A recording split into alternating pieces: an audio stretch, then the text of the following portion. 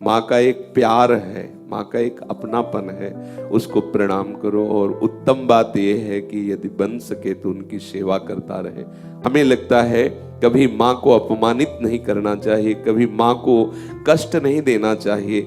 और अगर कोई सेवा वाला नहीं है तो फिर माँ की सेवा में रहे। और जब ऐसी व्याकुलता है कि कुछ नहीं दिखाई देती, तो जो जगत प्रभु पिता प्रभु हैं वो माँ को संभाल लेंगे।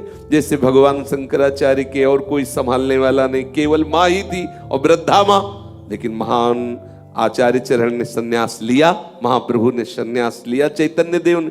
एक ऐसी स्थिति हृदय में पीड़ा होती है जो किसी का प्यार उसे रोक नहीं सकता, वो प्रभु की तरफ से। फिर ये क्या होता है वो फिर विश्वम्भर भगवान संभालते हैं। लेकिन मुझे लगता है जब तक ऐसी स्थिति ना हो तब तक माँ और पिता इनकी आराधना करनी चाहिए, सबको करनी चाहिए। सच्ची मानी भगवान ही इनके रूप में है, इनका प्यार, इनका दुलार, इनका आशीर्वाद।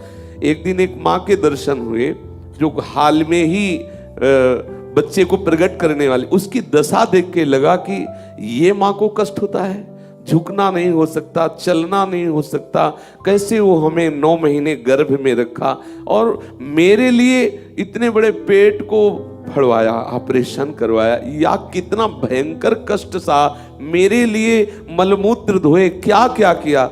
अगर हमारी बुद्धि काम कर रही हो, भगवान ऐसी स्थिति ना लाए हो वैराग्य की कि अब कुछ सुहाई नहीं, इसमें तो फिर सब खत्म, इसमें तो फिर प्रभु संभालते हैं सब। नहीं तो चाहिए माता पिता को भगवान के समान आराधना करे, भगवत भाव से खूब भजन करते हुए माता पिता की सेवा करे। जब तक सब कुछ भुला देने वाली स्थिति, वैराग्य की प्रबलता, जब लगता है कि अगर रोक लिया गया तो प्राण निकल जाएंगे असली में, तब फिर वो भगवान संभालते। फिर वो एक स्थिति है, इस स्थिति को जानने वाले सर्वज्ञ भगवान है, वो संभाल लेते हैं। लेकिन जब तक ऐसी स्थिति ना हो तो माता पिता का निरादर न करे, वो भी भगवान ही है ऐसा मानकर उनकी आराधना करे।